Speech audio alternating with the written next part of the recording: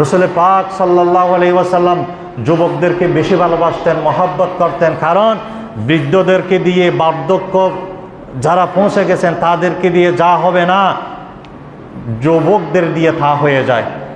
মুরব্বীদের থেকে পরামর্শ নিয়ে, যুবকদের সাহসিকতা নিয়ে যে কোনো গুরুত্বপূর্ণ কাজ সমাজে করা সুযোগ হয়ে যায়। এই জন্য রসুল পাক সাল্লাল্লাহু আলাইহি ওয়াসাল্লাম যুবকদেরকে বেশি ভালোবাসতেন। একবার আল্লাহর হাবিব সাল্লাল্লাহু আলাইহি ওয়াসাল্লাম এক জায়গায় বক্তব্য দিচ্ছিলেন। বক্তব্য দেওয়াকালীন একজন তরুণ সাহাবী, যার নাম হলো জারির ইবনে আব্দুল্লাহ, রসুল পাক বক্তব্য দিচ্ছিলেন। অনেকগুলা সাহাবী ছিলেন। একজন তরুণ সাহাবী, তার নাম হলো জরির ইবনে আব্দুল্লাহ, সে দাঁড়িয়ে থাকলেন। মানুষ বেশি হয়ে গেছে, বসার সুযোগ হচ্ছে না, সে দাঁড়িয়ে থাকলেন। তখন আল্লাহ রসুল সাল্লাল্লাহু আলাইহি ওয়াসাল্লাম তার দিকে লক্ষ্য করে নবীজি সাল্লাল্লাহু আলাইহি ওয়াসাল্লামের গায়ের চাদর মোবারকটা খুলে জরির ইবনে আব্দুল্লাহর কাছে নিক্ষেপ করলেন। বললেন, জরির, তুমি আমার চাদরটা বিছায়া তুমি আমার চাদরের উপর বসে যাও। সুবহানাল্লাহ। তখন জরির ইবনে আব্দুল্লাহ কান্না করে বললেন, আকরামাকাল্লাহু কামা আকরামতানি ইয়া রাসূলুল্লাহ। ও আল্লাহর নবী, আল্লাহ তাআলা আপনাকে অনেক সম্মান বাড়িয়ে দিক, যেভাবে আপনি আপনার চাদর দিয়ে আমাকে সম্মান করেছেন। সুবহানাল্লাহ। পৃথিবীতে আপনার চাদরে বসবে এমন কেউ নাই। আপনি যে আমাকে সম্মান দেখালেন, আল্লাহ তাআলা আপনাকে আরো অনেক সম্মানিত করুক। ওই সাহাবী নবীজির জন্য দোয়া করলেন। নবীজি সাল্লাল্লাহু আলাইহি ওয়াসাল্লাম এইভাবে যুবকদেরকে ভালোবাসতেন। দেখেন, রাসূল পাক সাল্লাল্লাহু আলাইহি ওয়াসাল্লাম যখন সর্বপ্রথম দাওয়াত দিচ্ছিলেন ইসলামের, তো দাওয়াত দেওয়ার পরে কোনো মানুষ, কতগুলা যুবক মুসলমান হয়েছেন। তখন চতুর্দিকে কাফের, নবীজি গোপনে গোপনে দাওয়াত দিচ্ছিলেন। যারা মুসলমান হয়েছেন 10 জন 15 জন, তাদেরকে দিন শিখাতে হবে, ইসলাম শিখাতে হবে, না হয় তারা ইসলাম সম্পর্কে জানবে না। এই জন্য নবীজি সাল্লাল্লাহু আলাইহি ওয়াসাল্লাম তাদেরকে দিন শিখাবার জন্যে, ইসলাম শিখাবার জন্যে গোপনে গোপনে একটা ঘর তালাশ করতেছিলেন। যে ঘরে গেলে কেউ জানবে না, বুঝবে না, ওই রকম একটা ঘর তালাশ করতেছিলেন। তখন একজন সাহাবী, তার নাম হলো আরকাম ইবনে আবিল আরকাম, সেও ছিল 17 বছরের একজন যুবক।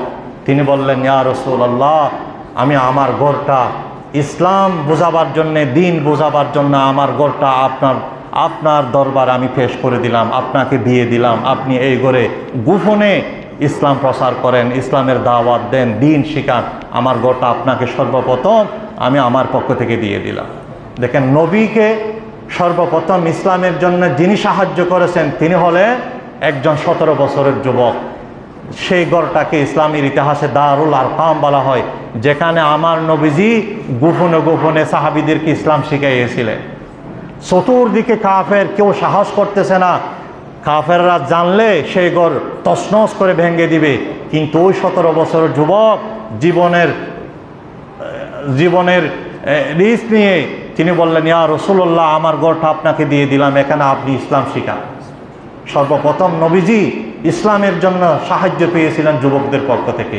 এরপরে দেখে আল্লাহর হাবিব সাল্লাল্লাহু আলাইহি ওয়াসাল্লাম দুনিয়া থেকে বিদায়ের পূর্বে একটা জেহাদে, একটা যুদ্ধের ময়দানে সেনাপতি হিসাবে একজন 17 বছর যুবককে সেনাপতির দায়িত্ব দিয়ে পাঠিয়েছিলেন।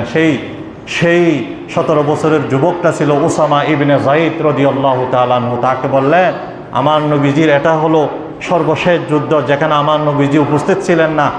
নবীজি উসামা ইবনে যায়েদকে দলের সেনাপতি হিসাবে 17 বছরের যুবকটাকে আল্লাহ রসুল ঠিক করলেন, এবং আল্লাহ নবীজি তাকে একটা ফাগুড়ি বাঁধিয়ে দিলেন।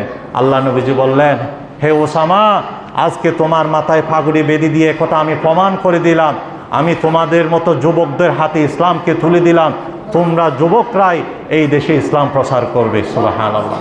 সেই ওসামা ইবনে যায়েদ অসংখ্য আল্লাহ রসুলের যুবক সাহাবীদেরকে নিয়ে সেই খ্রিস্টানদের বিরুদ্ধে যুদ্ধ করে, জেহাদ করে জয়যুক্ত হয়ে আবার রসুল পাক সাল্লাল্লাহু আলাইহি ওয়াসাল্লামের কাছে ফিরে এসেছিলেন। নবীজি বুঝাইয়ে দিলেন যে আমি চলে যাব, কিন্তু আমি তো এই ইসলামকে হেফাজত করবে যুবকরা।